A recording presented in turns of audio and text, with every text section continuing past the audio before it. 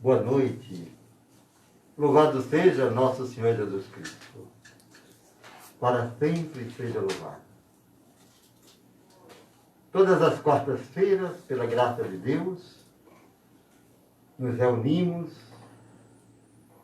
e essa live quer ser um momento de partilha. Chama-se Conselhos do Padre. É o que eu desejo. Ajudar você a crescer espiritualmente. Partilha de experiência de vida. Partilha da fé. Unidade na caridade. Como acontece todas as quartas-feiras, a gente começa o programa com um texto bíblico. E eu quero tomar para a nossa reflexão o texto do Evangelho de hoje, o capítulo 17 do Evangelho de São João. A chamada 17:21. Disse Jesus: Pai, que eles sejam um em nós, a fim de que o mundo creia. Palavra da salvação. Glória a vós, Senhor. O que significa para nós unidade? Não significa uniformidade. Pensamos diferente, agimos diferente, somos muito diferentes. Mas o amor de Cristo nos une. Guarde isso no seu coração. Para além das contendas, das divergências, a centralidade do amor. Pai, que eles sejam um, como nós somos um. Eu em ti e tu em mim. E o Senhor explica a razão desse pedido que ele faz ao Pai. Para que o mundo creia que tu me enviaste e os amaste como amaste a mim. Penso que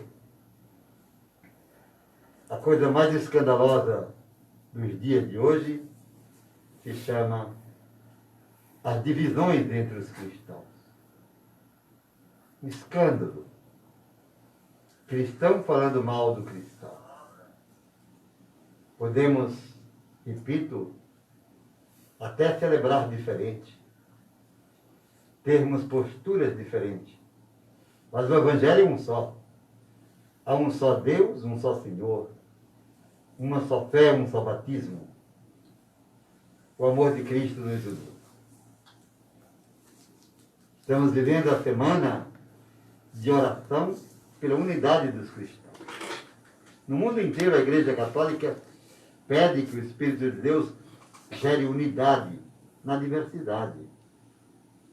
Como é bonito quando a gente expressa esse amor de forma concreta.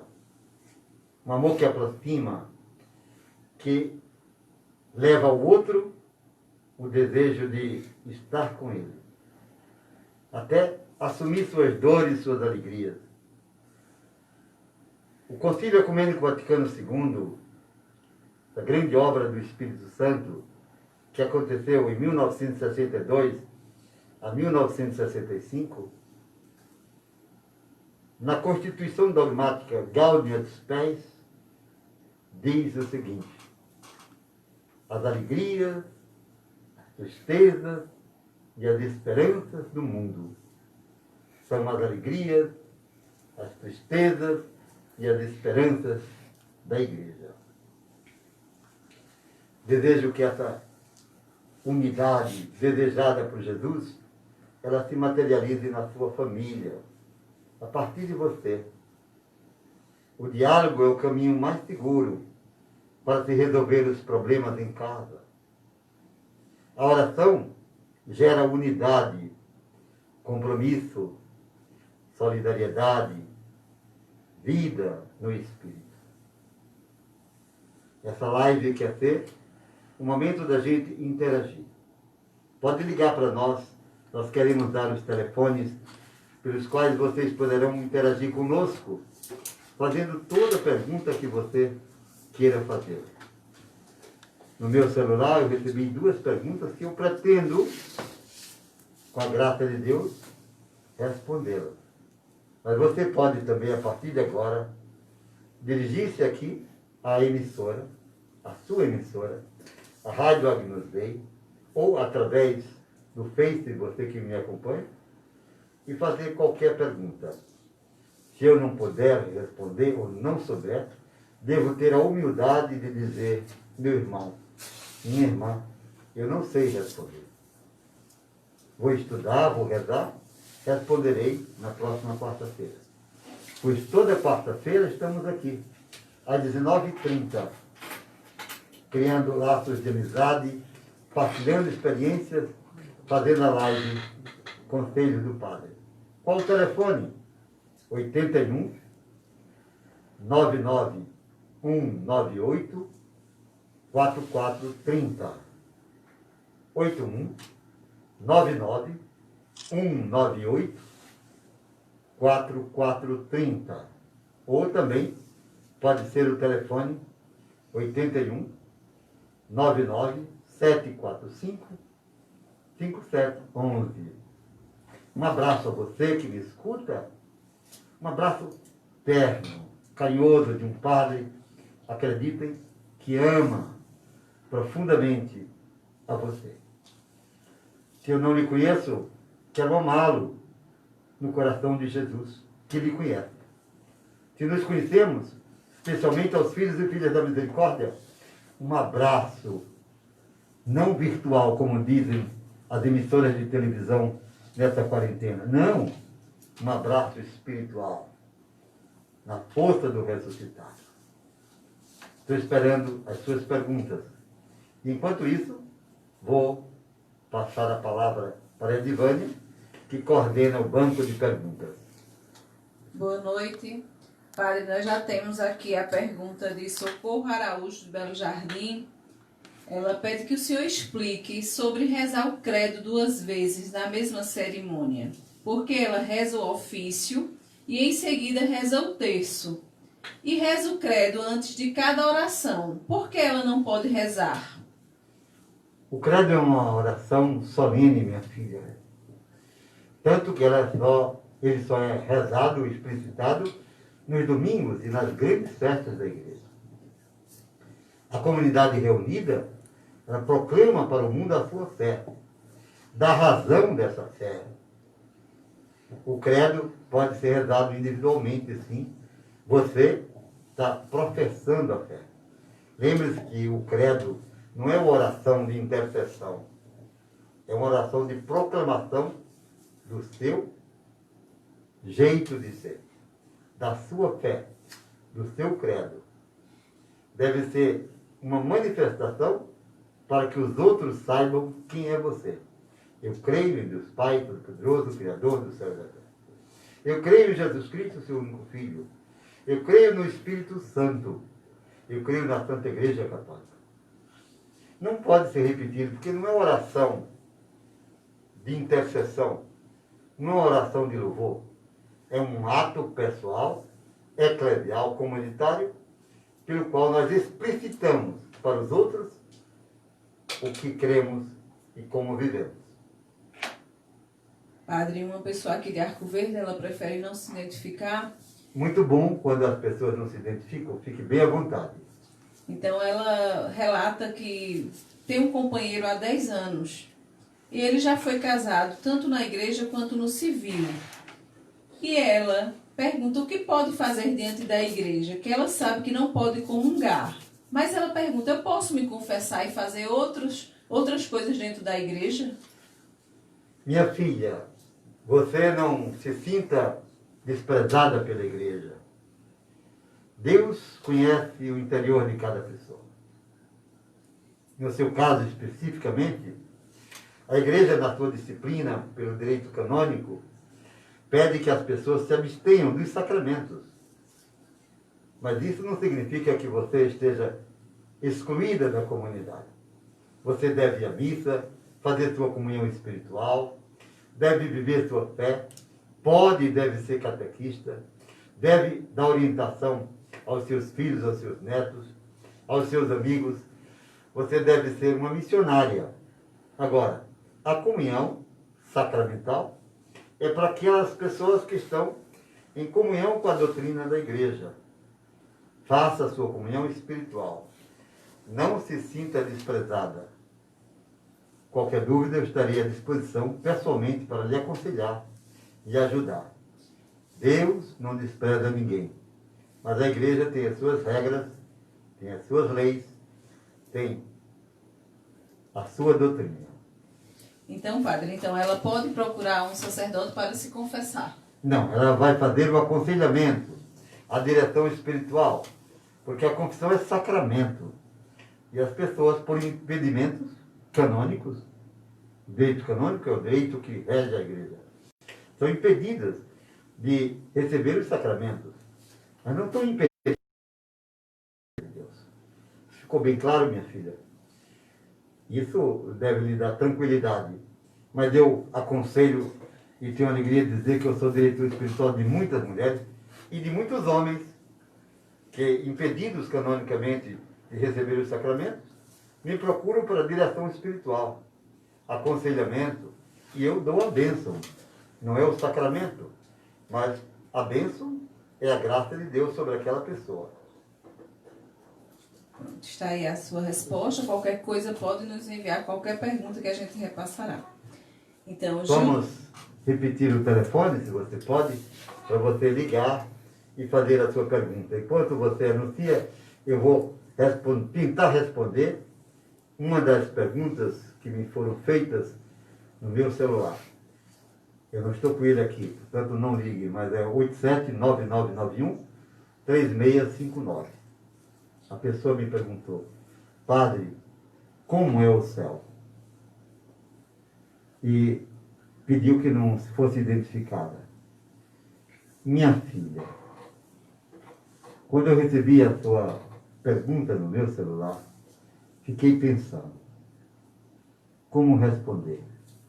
Porque ninguém nesse mundo pode definir com exatidão o que é o céu. Nós ainda não chegamos lá.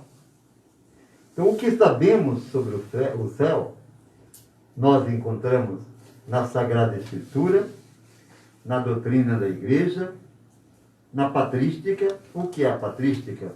A doutrina dos padres da Igreja, aqueles homens que nos séculos I, II, III, IV e no comecinho do século V escreveram a doutrina da Igreja Católica. Porque Jesus, ele não deixou nem os evangelhos escritos. Jesus não deixou nada por escrito. Sabia disso? Os evangelhos são escritos a partir do testemunho da comunidade dele, dos seus discípulos, que relatam os acontecimentos ocorridos na Galiléia, na Judéia, em Jerusalém. São relatos precisos. Daí a tradição da igreja, que os nossos irmãos protestantes não aceitam. Se não existisse a tradição, não teria existido o evangelho, está ouvindo? Porque os evangelhos foram escritos depois, a partir dos relatos da comunidade. A comunidade falava sobre Jesus, dizia de seus milagres, contava a história sobre ele. Bonito, né? Como a gente escuta a história de nossos avós, bisavós, histórias bonitas de nossa família, histórias que nunca foram escritas, mas é uma tradição da família, é algo que a gente... Assim, escute bem, o céu nós podemos vislumbrar através da Sagrada Escritura,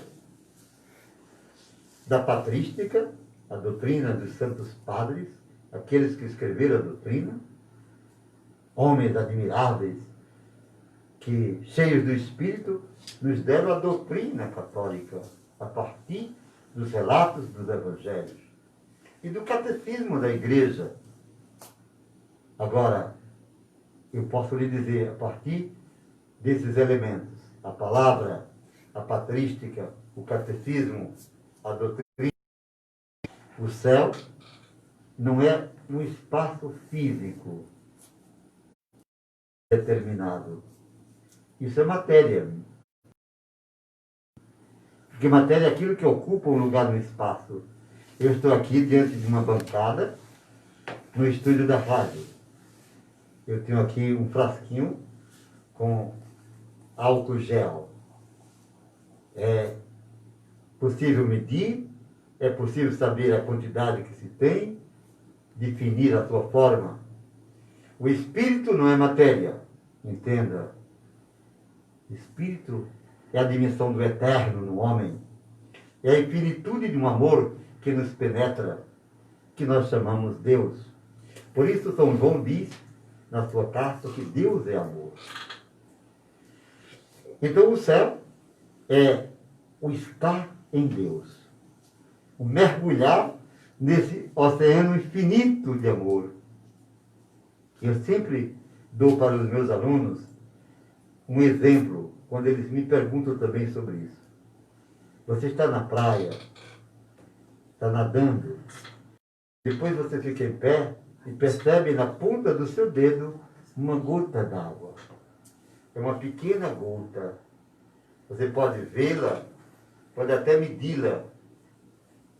E de repente você balança o dedo e ela cai no mar. Você não mais a vê. E aquela pequena partícula, aquela pequena gota d'água, tornou-se parte indivisível, inseparável do grande oceano. Assim é o céu. A alma mergulha nesse mistério infinito de amor que é Deus. O céu é a realização plena da pessoa.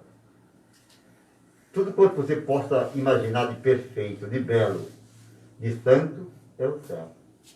O céu é a plenitude da vida que não tem mais. Se soubéssemos ou se pudéssemos ver o céu, não teríamos medo de morrer, diz um grande santo da igreja. Também, se alguém visse o inferno, como Santa Faustina viu, Nosso Senhor permitiu que ela visse, ela desmaiou. Quem visse o inferno nunca mais ia pecar. É a frustração plena, é o oposto do céu, é o fracasso do homem, feito para a eternidade, e agora aprisionado no poder das trevas. Vê a luz, mas dela não pode participar. Por isso a Bíblia pinta o inferno das formas mais dramáticas possíveis, não é verdade? Para dizer-nos que ali não existe felicidade. A ausência do amor é o inferno. O não realizar-se é fracassar. O inferno é o fracasso do projeto humano. A pessoa se sente agora impotente de chegar à luz. Incapaz de chegar a Deus. Porque ela assim o quis. O inferno é o único lugar que Deus não fez. A Bíblia diz que foi feito por Satanás, espírito expulso da presença de Deus, e que será destruído quando o Senhor voltar. O inferno terá fim. O céu, não. O céu é a eternidade. O inferno é o fracasso. É a derrota do homem. Eu não sei se eu lhe respondi quando você me pergunta o que é o céu. O céu, na Bíblia, é o paraíso. É o Éden, que nós perdemos por causa do pecado.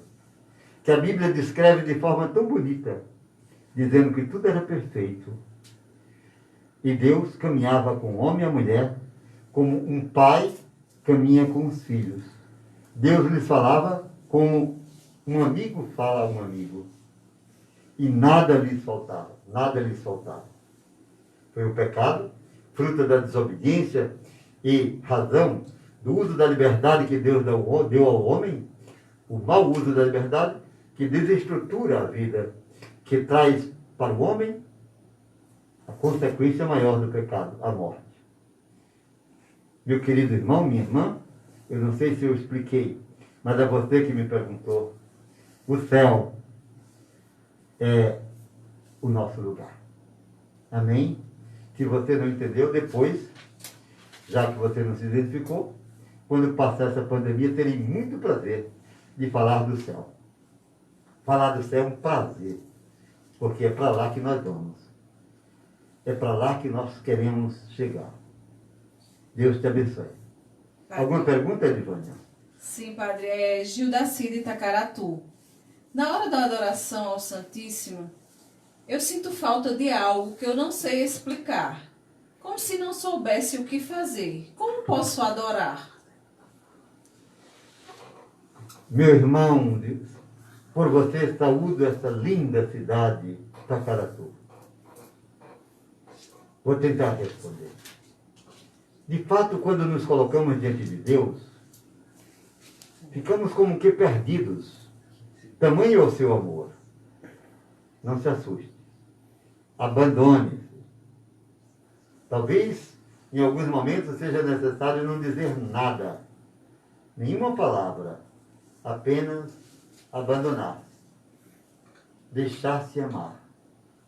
Deixar-se tocar. Diante do Santíssimo, nós devemos ter uma atitude de humildade. E dizer, como São Tomé, quando reconheceu o seu pecado, sua incredulidade, meu Senhor e meu Deus. Eu gosto muito da adoração que não tem cânticos, não tem música, adoração. Claro que quando a gente está fazendo uma adoração para uma grande multidão, ou agora, quando fazemos pelos meios de comunicação, devemos ter a música e outros aparatos para que chegue lá na ponta às pessoas o que ali está acontecendo no altar. Uma presença. Presença real. Eu estarei no meio de vós. Todas as vezes que vocês se reunirem em meu nome, eu estarei no meio de vós. Onde 2 ou mais estiverem reunidos, eu estarei no meio deles. Isto é meu corpo. Eu sou o pão vivo descido do céu. E aconselho a não se surpreender quando fica perdido diante da adoração. Mas também lhe advirto, se você permite, como um irmão, como um sacerdote, cuidado, o inimigo, ele odeia quem adora Jesus sacramentado. Você ouviu? E ele fará tudo o que ele pode. Ele não pode tudo, viu? Mas aquilo que lhe é permitido, fará para lhe tirar da intimidade com Deus. Para lhe roubar a graça que está sendo dada. Estar na presença de Deus e adorá-lo em espírito e em verdade. Adorá-lo com os anjos e os santos. Por isso a adoração é a mais importante atitude do homem aqui na Terra. Padre, Leu Amorim, a FM de Olinda. Ela pergunta por Nome? que Leu Amorim. Ah, Leu, Deus te abençoe, Leu. Querida filha da obra, que bom saber que você está fazendo sua casa aqui ao lado do santuário. Então ela quer saber por que ler-se o Evangelho do domingo após as 16 horas do sábado. O culto vespertino vem desde a experiência do povo de Israel. A celebração pascal era sempre vespertina, começava na véspera. A igreja, após o Concílio Ecumênico Vaticano II, o culto divino, que nós devemos, por necessidade, não digo tanto por obrigação, mas por necessidade, celebrar todos os domingos, começa às 12 horas do sábado e vai até a meia-noite do domingo. É algo muito bonito, porque celebra-se vespertinamente e depois no dia a solenidade da paixão, morte e ressurreição do Senhor no seu santo sacrifício da missa. Liede Tavares, ela pergunta o que devemos fazer com as imagens de santo em calendários. Como? O que ela deve fazer com as imagens de santo em calendários? Bom, Imagem é imagem. Tem uma importância muito grande, porque traz a nossa visão óptica e os nossos olhos projetam para o nosso cérebro aquilo que eles estão vendo. Aí as imagens dos santos, a imagem do coração de Jesus, nos lembram pessoas. Pessoas, mas não são as pessoas, são as imagens delas. Você tem uma imagem, uma fotografia de alguém que você ama, se guarda com carinho. É uma imagem que ele traz ao coração e à mente aquela pessoa, às vezes, distante ou falecida. As imagens dos santos nos calendários enriquecem, ilustram os calendários. Mas continuo a dizer, as imagens são apenas imagens, que têm o seu valor e a sua importância, enquanto nos levam aos santos e santas de Deus. Homens e mulheres admiráveis que, por sua vida, pelo testemunho que deram de Jesus, chegaram antes de nós à plenitude do céu. E em espírito contemplam a Deus que os criou, no seu Filho Jesus que está sentado à direita do Pai, e rogam por nós. Eu gosto muito das imagens, mas um católico, um cristão, não pode adorar uma imagem, senão estará pecando gravemente. Mas como as imagens nos ajudam, né? Você vai à Catedral de Pesqueira, saúdo aqui o povo, querido povo de Pesqueira, é uma cidade que eu amo muito. Você entra na catedral e olha para a imagem de Santa Águeda, aquela jovem com os seios decepados. Você, de imediato, vem a você para saber o que foi. Aquela menina moça, por causa da fé, foi torturada. Cortaram-lhe os seios. E ela disse a quem assim procedia: tu não respeitas o corpo como se fosse o templo de Deus? O meu corpo pertence ao Senhor. Eu gosto muito de ver as imagens. São Sebastião, os mártires, ou os grandes santos. Aqui na frente do nosso estúdio 2, aqui em Serra das Varas, nós temos a Praça de Santa Teresinha. E eu coloquei em volta da imagem de Teresinha muitas roseiras. E as roseiras estão florindo, porque Santa Teresinha é a Santa das Rosas. Quando eu chegar no céu, se Deus me permitir, dizia ela, eu derramarei uma chuva de pétalas, de graças, sobre todos vocês. As imagens são coisas, são objetos de devoção, de respeito, mas nunca de adoração. Vamos indo, não sei se você entendeu. Agora, uma imagem que tem num calendário, que bom. Eu gosto de projetar essas imagens, e elas sempre falam a nós. Toda imagem fala por si mesma. Eu não sei se você vai me entender, mas você está dirigindo numa cidade, de repente o semáforo fica vermelho. Não é uma imagem? É uma imagem luminosa. Pare! Você que é motorista, seguir através de sinais. As imagens são sinais que falam de alguém ou de realidades. Ou como isso é importante quando a gente entende a catequese católica. A Igreja Católica nunca mandou ninguém adorar imagens, mas ela faz uso das imagens para falar das coisas, as coisas preciosas da fé. Vamos indo. Padre Juvenal Silva, ele disse que ele é casado com uma viúva, faz 20 anos, ele participa de todas as missas, ele é católico, mas ele pode ser padrinho de batizado de alguma criança? Ele é casado na igreja? Não, ele só convive com essa pessoa que é viúva. E ele é casado com outra?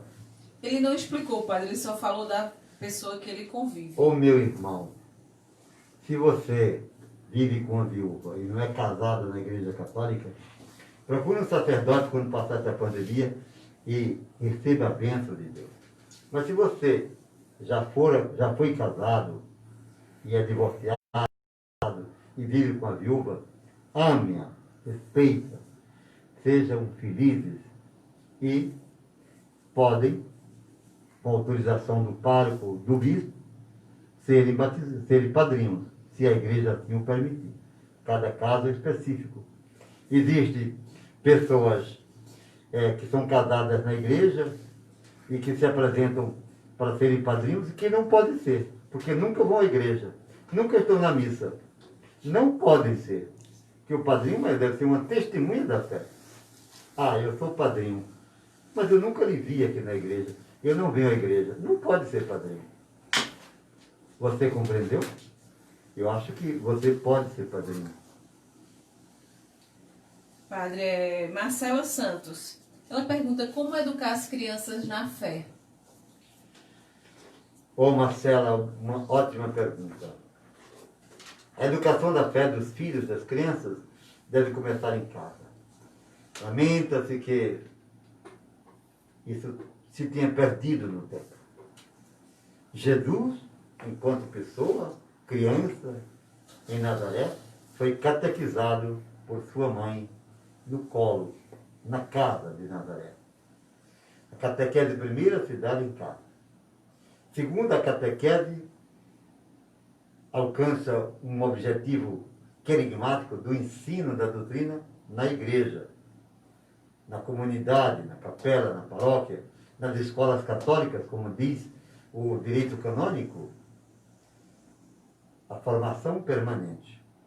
E a catequese das crianças, mais importante, é o testemunho dos pais, da igreja, dos sacerdotes.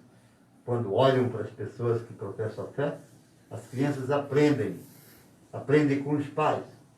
Tudo a criança aprende com os pais. O que é bom ou o que é ruim. A criança vai aprender e conhecer Jesus pela avó que ama Jesus, que reza, e a criancinha fica olhando. E eu tenho fotos que me impressionam. Crianças muito pequenas que, vendo o pai ajoelhado, vem e se ajoelha também sem saber de nada, mas quer imitar o pai. É lindo demais. Por isso, levar as crianças para a igreja é uma coisa belíssima e necessária. Eu discordo dos meus irmãos padres que reclamam da presença das crianças. Eu prefiro as crianças chorando dentro da igreja do que adultos na missa conversando. Muito bem, nós estamos fazendo a live Conselhos do Padre. Nós apresentamos essa live todas as quartas-feiras, às 19h30, através da sua emissora, a Rádio Agnus Dei, e através do nosso Facebook e do nosso Instagram. Muito brevemente, nós estaremos pelo YouTube, onde nós temos já 3.443 pessoas inscritas no meu canal. Evangelizar para mim, Padre Adilson Simões, irmão de vocês, é uma paixão. Acreditem, eu nasci para ser padre. Quando eu era pequeno, lá no sítio Retiro, zona rural de Alagoinha, sítio Magé, eu ia com meu pai de manhã cedo para a roça, e quando voltava, eu pegava uma camisa, menino do sítio, botava nas costas e eu fazia procissões. E eu pregava para minhas irmãs, para meus irmãos, e fazia sermão mesmo, do meu jeitinho. Eu nasci para ser pregador. A minha alegria é anunciar Jesus Cristo. Tem mais alguma pergunta? Temos, padre, de Gabriele Galvão. Ela pergunta, às vezes eu tenho sonhos que me deixam pensativa. São sonhos onde eu estou lutando contra algum mal. E sempre no sonho com essa luta, eu começo a rezar. Padre, tem algum sentido esses sonhos?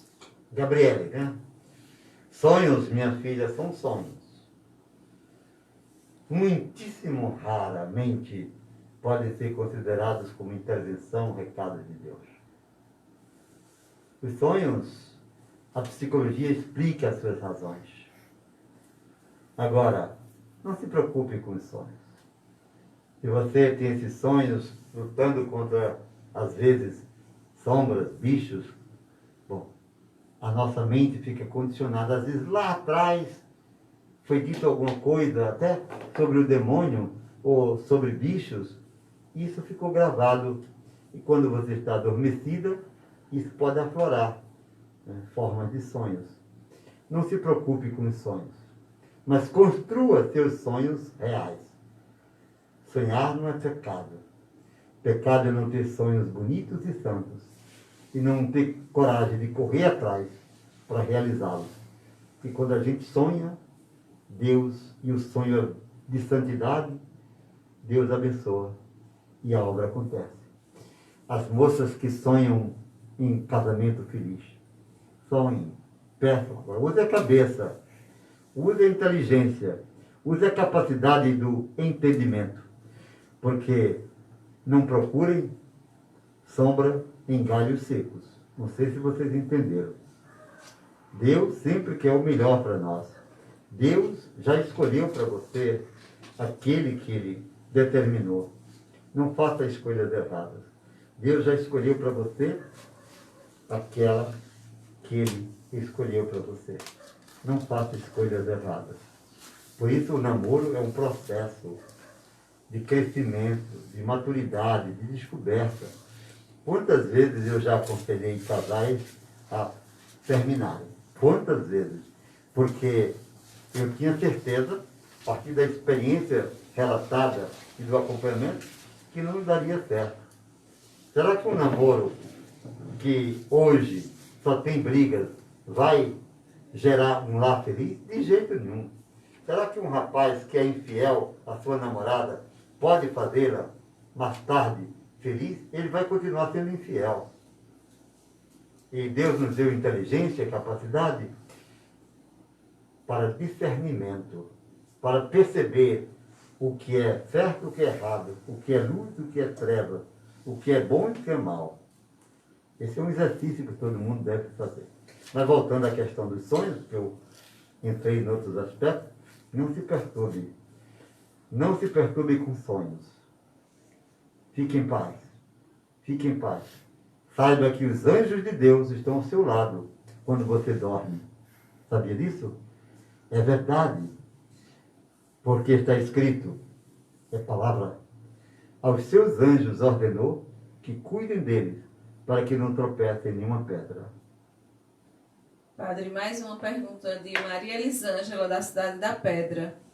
Ela diz que é casada só no civil, porque o esposo dela já teve um relacionamento e casou na igreja. Mas eles estão querendo receber a bênção para batizar sua filha. Como ele faz para anular esse casamento? Nulidade de casamento. Procure seu pároco. Tem muitos motivos canônicos, isto é, do direito da igreja, que podem levar à nulidade de um casamento. Isto é, a igreja vai declarar que não houve sacramento, houve uma cerimônia. São N motivos, mas cada um deve ser estudado.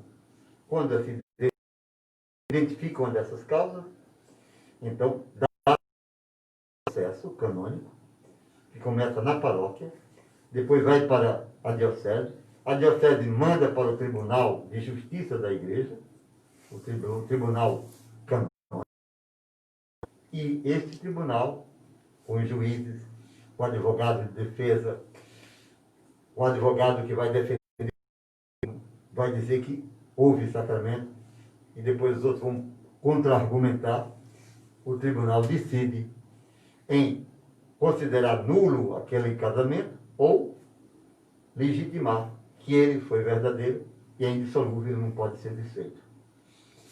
Eu já fiz muitos casamentos, digo com constrangimento, que depois foram declarados nulos. Até um deles eu fui testemunha, daí uns 3. Eu me lembro de um casamento que a pessoa, por ser muito religiosa, uma pessoa admirável, que eu tenho uma admiração muito grande, quando o noivo disse, e disse a mim, porque era muito próximo, que não queria casar na igreja, e eu fui dizer a ela, ela foi categórica, eu não vou me relacionar com um homem sem a bênção de Deus, e disse chorando. E eu fiz o casamento. E esse casamento foi declarado nulo depois, porque uma das partes não tinha cumprimento exato das exigências canônicas. E por que eu fiz? Porque eu falei com os dois, interpelei a ele, perguntei se ele, como batizado, jurava que iria ser fiel, queria cumprir com as determinações, declarou e assinou. Só que o que ele havia dito antes foi fator determinante para a nulidade. Porque, de fato, ele não queria casar na igreja. Como outros e outros motivos, uma pessoa casa e antes do casamento declara não aceitar a indissolubilidade do casamento. Na Europa está acontecendo muito isso. Os casais fazem uma declaração, assinam, só os dois, se casam na igreja, depois não querem mais viver e entram com um pedido na igreja de nulidade com o documento antes do casamento, no qual eles disseram, assinaram e registraram no cartório que não aceitavam a doutrina da igreja. Nulo. São muitas causas. Muitos motivos canônicos que podem levar à nulidade de um casamento. Como você deve proceder? Procure um pároco, o seu pároco, procure orientação e, se possível, leia o que diz o direito canônico sobre esse assunto. Padre Paulo José, ele pergunta que tem muitas dificuldades de esquecer um passado que ele viveu muito ruim. Já não sabe mais o que fazer. O senhor poderia aconselhá-lo? Meu irmão Paulo, não se assuste. A gente não consegue esquecer facilmente coisas traumáticas. É mais fácil esquecer coisas boas e alegres do que traumas. O que é um trauma? Uma ferida. Eu sofri um acidente há muitos anos atrás, próximo à pesqueira, e eu tenho uma marca aqui na minha mão de um ferimento daquele acidente. Não se assuste. Peça ao Espírito Santo que cure seus traumas, que ele conceda a graça de libertar-se de imagens passadas negativas. Peça que o Espírito Santo cure o seu interior, tirando ressentimentos, mágoas que lhe fazem sofrer. Estou sendo bem prático, estou dando conselho. Eu conheço muitas pessoas que sofreram tremendamente porque carregavam marcas de traumas. Traumas que não foram curados, porque nunca foram tratados. Deus conhece o mais profundo de nosso ser. Por isso, não se maltrate em seus pensamentos. E coisas passadas não devem ser, como posso dizer, não lembreis coisas passadas, porque elas são inúteis. Palavra de Deus, Paulo. Chegou. Não lembreis coisas passadas, porque elas são inúteis. O que é que você faz com coisa inútil? Joga fora. Esqueça, trabalhe-se, se ajude, avance, porque cada dia é um momento único. E o que nos espera é a eternidade. Padre Vânia Maria, ela é da cidade, acho que da Pedra. Ela colocou antes e já passou outra mensagem, que ela está bem nervosa aqui, perguntando várias vezes. Então ela diz que tem um vizinho que tem um netinho que está muito perturbado e fala sempre em se matar. E os avós pediram ajuda para ela. O que ela deve fazer? Primeiro, Vânia, esteja bem consigo. Ninguém se ajuda, ninguém pode ajudar o outro, se antes não for capaz de se ajudar a si mesmo. Esteja em paz. Esteja bem. Segundo, se a pessoa é próxima dessa criança, procure alguém que possa ajudar essa criança, ou seja, pode ser um padre, pode ser um psicólogo, pode ser um terapeuta, pode ser um diretor espiritual, pode ser um tio, uma tia, alguém que exerça autoridade sobre possa escutá-lo, orientá-lo. Outra ideia fixa de suicídio deve ser urgentemente trabalhada. Porém, às vezes, em crianças e jovens, essas ideias aparecem como uma forma, não frequentemente, de chamar a atenção. Eu tenho mais preocupação com aquelas pessoas que vivem uma profunda tristeza, que se fecham e nunca dizem que vão se matar. Eu estou dizendo que cada caso é um caso e a vida deve ser defendida, mas deve ser defendida intransigentemente. Amar, orientar, chegar perto, se for necessário, pedir ajuda de especialistas. Um padre, um psicólogo, um psiquiatra, um terapeuta. Quitéria Oliveira, padre, ela disse que algumas vezes recebeu 2 hóstias na comunhão. Pensei que a ministra tinha errado, só que outra vez o padre também me entregou e eu fiquei muito preocupada. O que eu deveria ter feito, não fiz. O que o senhor aconselha se acontecer novamente? Ô minha filha, o que você não fez, você fez. Comungou. E não comungou 2 vezes. O corpo de Cristo é único. Pequeno fragmento. Não é a quantidade. É o ato de estar com Ele, de recebê-lo. Tomar e comer este é meu corpo. Quando eu estou celebrando num lugar que não tem sacrário, e no fim da missa sobram 4, 5 partículas consagradas, o corpo do Senhor, eu chamo as pessoas que já comungaram para comungar. Não estão comungando 2 vezes. Estão recebendo o mesmo corpo, o mesmo Senhor. Se o ministro, o seu padre, ele deu 2 comunhões, 2 hóstias, ele deu um só corpo. Pode ser um fragmento, como pode ser 1000 partículas. É o mesmo e único Deus. Não é causa de ficar preocupado. Agora, não se pode comungar agora numa missa, depois vem uma missa seguida e vai comungar. Não. Só se pode comungar uma vez por dia. Ou, quando autorizado, em solenidades diferentes, 2 vezes. Se as cerimônias da celebração da Eucaristia for específica, comungou de manhã na missa das crianças e foi à noite para a missa do SCC. Pode comungar 2 vezes, nesse caso. Mas 2 comunhões não existe. Existe só uma comunhão no corpo de Cristo. Você compreendeu? Rinalda Siqueira, ela pergunta: o que fazer para ouvir, sentir a vontade exclusivamente de Deus, sem interferências externas? Impossível.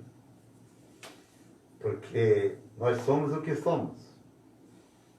Sempre a nossa mente estará sujeita às perturbações. Deus nos ama e nos chama a amá-lo como nós somos. Todos os grandes santos passaram por momentos de aridez, por grandes embates, conflitos. O que devemos fazer? Serenidade e abandono. A tentação vem e ela faz parte de nossa constituição, de nossa corporidade. Não nos assustemos com as tentações. Vamos aprender a superá-las. Como? Pela oração, abandono, confiança em Deus, pela penitência, pelo jejum, pelas práticas das boas obras. Mas não se assuste se você está rezando, de repente é assaltada por pensamentos estranhos. O inimigo trabalha para afastar-nos de Deus. Mas nós somos combatentes e devemos estar no fronte, no comando, na frente da batalha, sabendo que dentro de nós existe uma força muito maior do que as tentações. Disciplinar-se, saber conviver e superar essas coisas. Não sei se você entendeu. Até que a gente chegue lá, seremos tentados, e o inimigo fará tudo para nos derrubar, mas nós vamos sempre nos manter de pé, porque o Senhor é meu pastor, nada me faltará. São 8h30. Em 25 minutos, só temos 5 minutos da nossa conversa de quarta-feira, Conselhos do Padre. Célia Barbosa pergunta o que deve fazer para praticar o exercício de amor próprio e preencher um vazio no coração dela. Minha filha, obrigado pela sinceridade. Nós todos passamos por essas crises existenciais. Às vezes podemos perder a nossa identidade, o nosso foco. Não se assuste. Recomece. Descubra dentro de você as coisas lindas da vida, as coisas do Espírito, os dons sobrenaturais.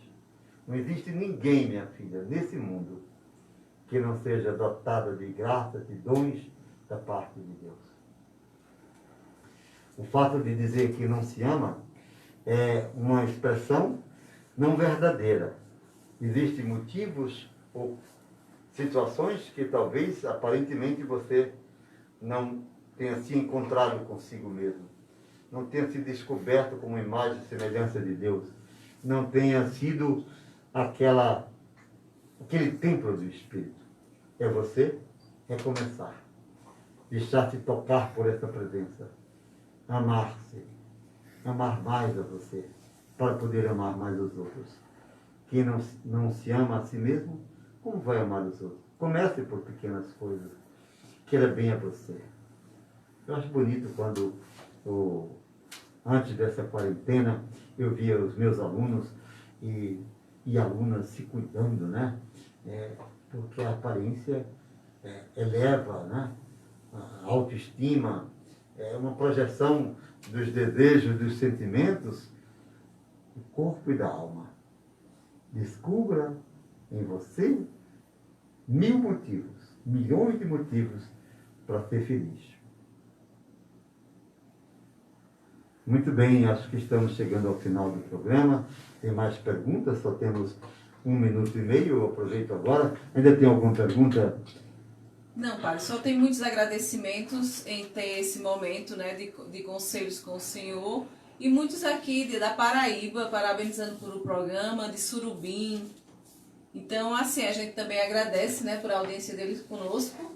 E está aqui os telefones para que vocês, assim, quem não conseguiu que a gente pudesse responder as perguntas, pode enviar que a gente vai agendando para as próximas lives, certo? Então é o 81-99198-4430, 81-99745-5711. Pode enviar no zap que a gente vai fazer o possível para responder a todos.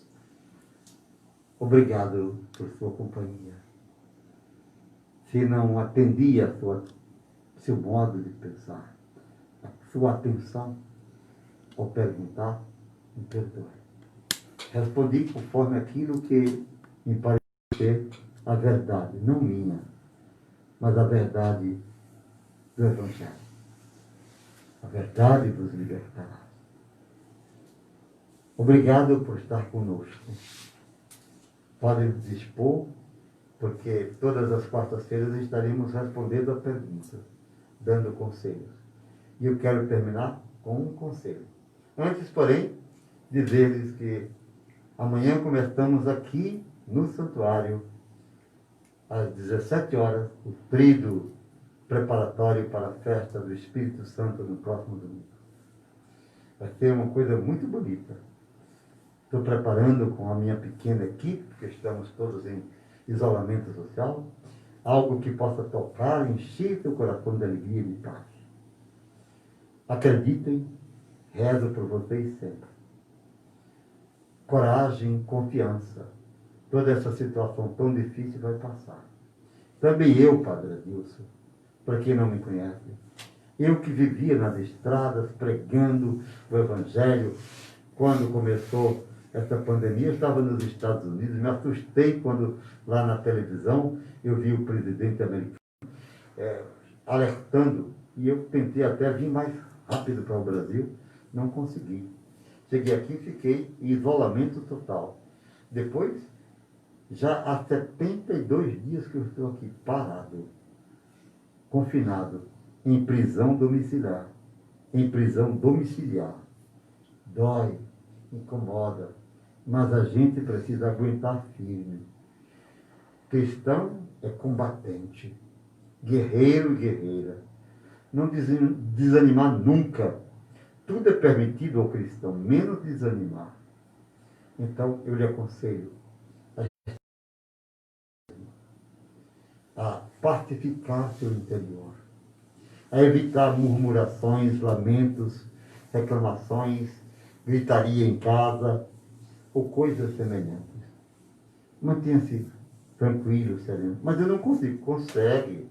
Comece a se disciplinar. Reze. Faça exercícios. Eleve-se. Sempre há alguma coisa que a gente pode fazer. Por exemplo, permitam dizer-lhes, quando eu era garoto, eu ia para a roça com meu pai, como eu já disse, lá no sítio Retiro. Meu Deus, eu tenho 71 anos, no começo da quarentena. E agora estou colhendo a pequena roça, o milho que eu plantei. Aliás, quem plantou foi o seu Genesi e o meu querido Neném. Eu disse, eu quero. E um pouquinho de uma malhada de feijão, fui eu mesmo que plantei. Um exercício. Quando eu posso, no domingo, depois da missa das 11, depois do almoço, eu vou pescar. É interessante.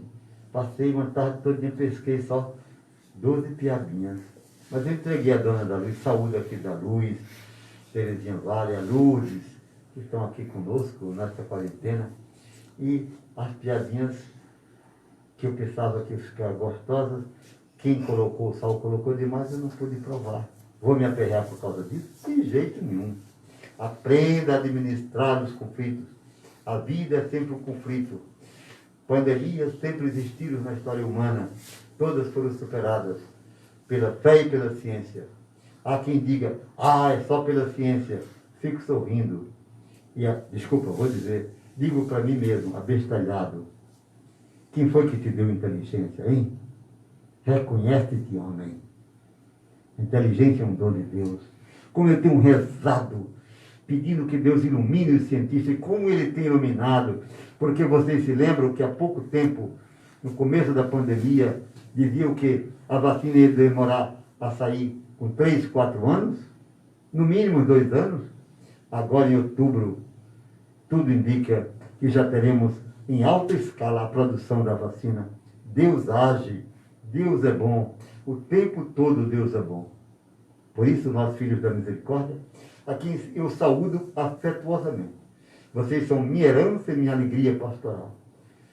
Eu lhes digo, unidos até o céu. Uma boa noite, o Senhor vos abençoe e vos guarde. Em nome do Pai, do Filho e do Espírito Santo.